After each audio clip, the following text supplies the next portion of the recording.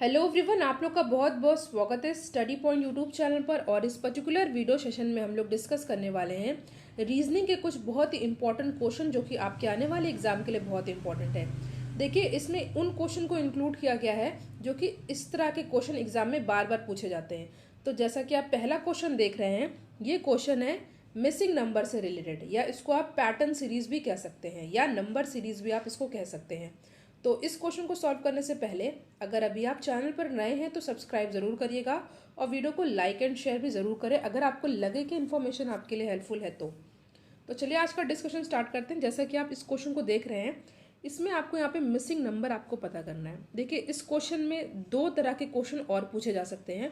पहला कि जैसा कि आप देख रहे हैं यहाँ पर है क्वेश्चन मार्क, इसका आंसर आपको बताना है।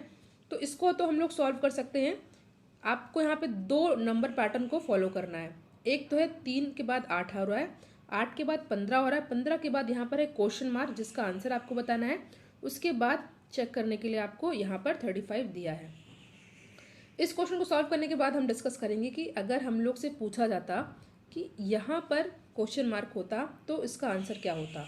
तो उसमें हम लोग फॉलो करते हैं। 15 के बाद हो रहा है 24, 24 के बाद हो रहा है 35, 35 के बाद हो रहा है 48 और 48 के बाद जो भी होगा हम लोग सॉल्व करके इसको चेक करेंगे। और अगर आपको इसका आंसर आता है तो वीडियो पॉज कीजिए और इस क्वेश्चन सॉल्व करिए और इसका आंसर आप लोग कमेंट बॉक्स में भी बता सकते हैं। और वीडियो में आप लोग के लास्ट में कमेंट बॉक्स में आप लोग ये भी बताइएगा कि क्वेश्चन आपको कैसे लगे और क्या इस सीरीज़ को आगे बढ़ाई जाए या नहीं। ठीक है, तो पहला क्वेश्चन है तो हम लोग देख लेते हैं। 15 के बाद हो रहा है यहाँ पर, 3 के बाद हो रहा है यहाँ पर 8, तो और 8 के बाद हो रहा है 15, 15 के बाद question mark and question mark के बाद 35। तो अगर हम लोग 3 में +5 कर देते हैं तो हमारा हो जाएगा 8, 8 में हम लोग +7 कर देते हैं तो हो जाएगा 15, 15 में हम लोग +9 कर देंगे तो हमारा यहाँ पर हो जाएगा 24। तो ये तो हमको पता चल गया कि यहाँ पर हो जाएगा 24। चेक करने के लिए अगर हमारा +24 में +11 करने पर 35 आएगा तो हमारा सही। जैसा कि आप देख रहे हैं ये बिल्कुल ही सही जा रहा है। तो इसका आंसर तो हमको पता चल गया कि ये है 24। अगर बात की जाए अगर यहाँ पे क्वेश्चन मार्क होता तो आप लोग उसे कैसे सॉल्व करते, तो इसको सॉल्व करने के लिए आपको दूसरा पैटर्न फॉलो करना पड़ेगा जो कि है 15 के बाद 24 आ रहा है, 24 के बाद 35 आ रहा है, 35 के बाद 48 आ रहा है, 48 के बाद आपको यहाँ बताना है कि क्या आएगा। ठीक है, तो इसमें भी बस सेम ही पैटर्न हमको फॉलो करना है, बट उसमें हम लोग दो दो के गैप पे प्लस कर रहे थे। इसमें हम लोग क्या प्लस करेंगे, इसमें भी हम लोग वही करेंगे। 15 में ऐसा क्या जोड़ दिया जाए कि 24 आ जाए, तो यहाँ पे अगर हम +9 कर देंगे तो 24 आ जाएगा। उसके बाद 24 में +11 कर देंगे तो हमारा 35 आ जाएगा। 35 में +13 कर देंगे तो हमारा 48 आ जाएगा। फिर 48 में हम लोग प्लस कर देंगे, 48 में हम लोग प्लस कर देंगे 15। ठीक है, तो जो हमारा आंसर होगा वही यहीं पर हो जाएगा हमारा क्वेश्चन मार्क। तो 48 + 15 क्या होगा, यहाँ पे होगा 3 और यहाँ पे 6 यानी कि 63 अगर यहाँ पे पूछा जाता तो इस तरह के क्वेश्चन को हमको ऐसे ही सॉल्व कर लेना होता। हम लोग को एक पैटर्न फॉलो करना पड़ता है, वो पैटर्न आपको प्रैक्टिस करने से ही पता चलेगा क्योंकि हर क्वेश्चन में अलग अलग तरह के पैटर्न दिए रहते हैं। तो जैसे जितना ज़्यादा आप लोग प्रैक्टिस करेंगे उतना ही ज़्यादा आप लोग इस तरह के क्वेश्चन को सॉल्व कर पाएंगे। तो यहाँ पे हम लोग देंगे 3 और इसका और ये, उसके बाद हम लोगों ने इसको भी चेक किया। ठीक है, तो हमारा आंसर अगर इस क्वेश्चन की बात की जाए तो हो जाएगा 24। तो हम लोग नेक्स्ट क्वेश्चन पर बढ़ते हैं। नेक्स्ट क्वेश्चन क्या दिया हुआ है कि आपको दिया है कुछ समीकरण एक विशेष प्रणाली के आधार पर हल किए गए हैं, उसी आधार पर अनुत्तरित समीकरण को सही उत्तर आपको बताना है। कई बार इस तरह के क्वेश्चन एग्जाम में पूछे गए हैं। तो अगर हम लोग देखा जाए यहाँ पर क्या दिया हुआ है, 9 × 7 ये आ रहा है 32। ठीक है, 9 × 7 आ रहा है 32। अगर 9 और 7 को प्लस किया जाए तो हमारा क्या आता है 16। ठीक है, 9 और 7 को प्लस किया जाए 16 और 16 को 2 से मल्टीप्लाई किया जाए तो आता है 32। तो क्या ये पैटर्न अगले वाले क्वेश्चन में भी, अगले वाले जो दिया हुआ है पैटर्न में फॉलो हो रहा है कि नहीं, ये भी हमको चेक करना पड़ेगा। तो 13 और 7 का मल्टीप्लाई क्या होता है, 13 और 7 को प्लस करने पर हमारा क्या होगा, 13 और 7 को प्लस करने पे होगा 20 और फिर 20 को 2 से मल्टीप्लाई करने पे यहाँ पे आ रहा है 40 तो ये हमारा पैटर्न फॉलो नहीं, क्योंकि यहाँ पे 120 आ रहा है और हमारा आ रहा है 40। यहाँ तो फॉलो हो गया है 32, बट यहाँ पे फॉलो नहीं हो पाया, तो इसमें हमें कुछ और करना पड़ेगा। ये इसका आंसर नहीं है। तो इसको सॉल्व करने के लिए सिंपल है, आपको क्या करना है, ध्यान से देखिएगा। 9 का स्क्वायर कीजिए और 7 का स्क्वायर कीजिए और दोनों को माइनस कर दीजिए। तो 9 का स्क्वायर आपको पता है क्या होता है, 81 होता है, और 7 का स्क्वायर होता है 49। इसको जब लोग माइनस करेंगे तो इसका आंसर आ जाएगा 32 हमारा आ रहा है। तो इसको हम लोग आगे भी चेक करना पड़ेगा कि क्या ये सही है या नहीं है। 13 का स्क्वायर किया आपने, आया 169, और 7 का हो गया 49। तो इसको माइनस करने पर 120 आ रहा है, तो बिल्कुल यहाँ पे फॉलो हो रहा है। नेक्स्ट वाला भी हमें चेक करना पड़ेगा। 17 का स्क्वायर करने पर और 9 का स्क्वायर करने पर हमारा 208 आ रहा है, ठीक है, ये भी फॉलो हो रहा है हमारा। अब हमको लास्ट में चेक करना है। तो 19 का स्क्वायर क्या होता है, 19 का स्क्वायर होता है, पहले हम लोग देख लेते हैं, 19 स्क्वायर माइनस 11 स्क्वायर, जो भी आंसर आएगा वही हमारा हो जाएगा आंसर। तो 19 का स्क्वायर क्या होता है, 361 माइनस 11 का होता है 121। तो इसको हम लोग ने माइनस किया, माइनस करने पे हमारा क्या आएगा, 240, ठीक है। तो क्या 240 हमारा किसी ऑप्शन में है, जी हाँ है, ऑप्शन डी। तो इस प्रकार का हमारा आंसर हो जाएगा ऑप्शन डी। देखिए इस तरह के क्वेश्चन एग्जाम में पूछे जाते हैं, और आपको इस तरह के क्वेश्चन में भी पैटर्न को पता करना पड़ेगा कि कौन सा पैटर्न फॉलो कर रहा है। जैसा कि हम लोगों ने पहले किया था, 9 और 7 को प्लस करके 2 से मल्टीप्लाई करके एक पैटर्न फॉलो हुआ था, बट दूसरे में वो फॉलो नहीं हो रहा है। तो प्रैक्टिस से ही ये होगा।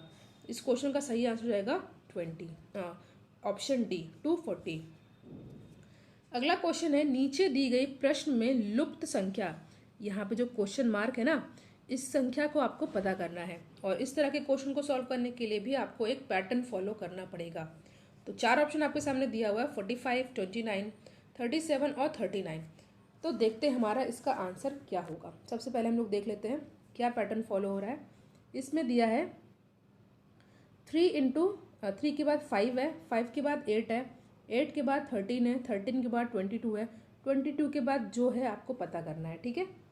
तो इसके बाद हम लोग देखते हैं क्या पैटर्न फॉलो होगा। अगर हम लोग 3 और 3 है, 3 में अगर हम लोग 2 का मल्टीप्लाई कर देते हैं तो क्या होगा 6, ठीक है।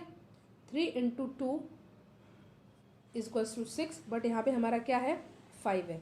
तो यहाँ पे पैटर्न क्या फॉलो होगा, 3 × 2 - 1 = 5, ठीक है, हमारा ये हो गया। हम लोग नेक्स्ट पे देखते हैं, 5 के बाद आ रहा है 8, ठीक है, 5 तो हमारा आ गया। अब 5 × 2 - 1 नहीं करना है आपको, ध्यान दीजिएगा। 5 × 2 = 10, 10 - 2 = 8। तो उसके बाद हमें क्या करना है, यहाँ पे 8 × 2, 8 दूनी 16, माइनस, अब हमने पहले 1 माइनस किया, 2 माइनस किया, अब हम लोग यहाँ पे करेंगे क्या, -3, तो हमारा आ जाएगा 13। अब नेक्स्ट है 22, तो 13 × 2 - 4, तो हमारा आ जाएगा 22। अब उसी तरह 22 × 2 - 4, तो हमारा आंसर आ जाएगा, चेक कर लीजिए आप लोग, और इसका आंसर आप लोग भी कमेंट बॉक्स में बताइए। मैंने आपको पैटर्न बता दिया। पैटर्न क्या, 3 × 2 - 1, ठीक है, तो 5, 5 × 2 - 2, 8, 8 × 3 - 3, ठीक है। उसके बाद 13 × 2 - 4, उसके बाद 22 × 2 - 4, ठीक है, 5।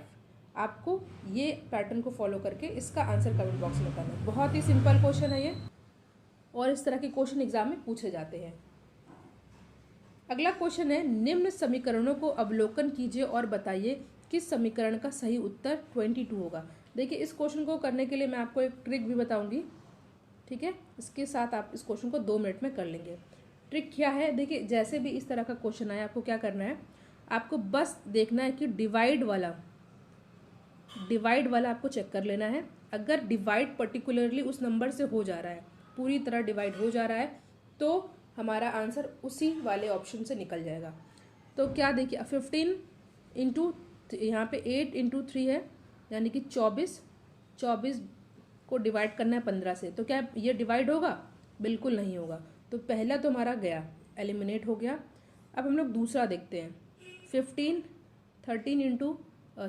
को 15 से डिवाइड किया जा रहा है, क्या ये डिवाइड होगा, भाग होगा? नहीं होगा। तो पहला दूसरा तो हमारा ऐसे ही एलिमिनेट हो गया। तीसरा क्या है? 16 × 12 अपॉन 8, तो ये हमारा डिवाइड हो रहा है। 8 × 1 = 8, 8 × 2 = 16 और ये हो गया 24। तो 24 + 13, 24 + 13 और क्या दिया? -15, तो ये हमारा 22 आ जाएगा। तो ये ऑप्शन सी तो हमारा हो गया सही आंसर। तो क्या, बट हम लोग चेक कर लेते हैं डी वाला, ये डिवाइड होगा कि नहीं। देखिए 16 और ये 12, ये डिवाइड इससे नहीं होगा, तो ये भी हमारा एलिमिनेट हो गया। तो हमारा बचा क्या? केवल सी। बस आपको डिवाइड वाला चेक कर लेना है। अगर वो डिवाइड हो जाएगा तो आपको उसी वाली लाइन को सॉल्व करके आपको आंसर आ जाएगा। तो यहाँ पे ऑप्शन सी हो जाएगा हमारा सही आंसर। और ये है हमारा लास्ट क्वेश्चन, जो कि एग्ज़ाम में इस तरह के क्वेश्चन, इसको आप लोग वेन डायग्राम्स भी कह सकते हैं, इस तरह के क्वेश्चन कई बार एग्जाम में पूछा गया है। तो इसको सॉल्व करने का बहुत ही आसान तरीका है। आपको इनमें रिलेशनशिप पता करना पड़ेगा कि इनका इनसे क्या, किस तरह ये रिलेट हो रहे हैं। तो आपको पता है कि संसद के अंदर होते हैं कौन? मंत्रिपरिषद, ठीक है। और मंत्रिपरिषद के अंतर्गत आते हैं कौन? प्रधानमंत्री। देखिए, इसकी बात की जाए तो क्या ये तीनों चीज़ें अलग हैं? एक तरह से बिल्कुल अलग नहीं है। क्या दो एक जैसे हैं और एक अलग हैं? नहीं, ऐसा भी नहीं है। तो हमारा आंसर क्या हो जाएगा इसमें? First option. क्यों?